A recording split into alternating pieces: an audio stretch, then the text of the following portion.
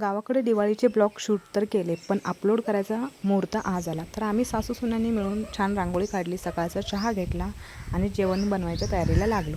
तर इथं मी चपातीचं पीठ मळत होते. साधं सिंपलच जेवण होतं. तर तोरण बांधायला आंब्याचे डहाळे काढायचे होते. ते माझे जाऊबाई आणि दीर होते. मामांना त्यांच्या लेकांनी म्हणजेच माझ्या मिस्टरांनी मोबाईल दिला होता. तर लक्ष्मीपूजनच्या मुहूर्तावर आम्ही मोबाईल ओपन केला. त्यांना मोबाईल आवडला, मला पण खूप जास्त आवडला. सिल्वर कलर किती छान दिसतोय ना. त्यानंतर आम्ही लक्ष्मीपूजनची थोडी शॉपिंग करायला म्हणून गावात चाललो होतो. ऊन तर भरपूर होतं. आत्यांच्या काही मैत्रिणी दिसल्या, त्यांच्यासोबत थोड्या गप्पा मारल्या. त्यानंतर आम्ही गेलो होतो आमच्या घराकडे.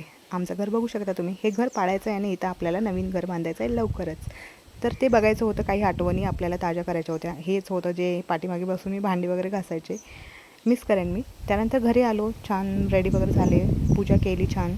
त्यानंतर नैवेद्याला पुरणपोळी आज आम्ही नाही बनवत, पाडव्याच्या दिवशी बनवतात. त्यामुळे आम्ही भजी तळली होती आणि छान गोड अशी खीर, चपाती, वरण भात असा नैवेद्य दाखवला होता.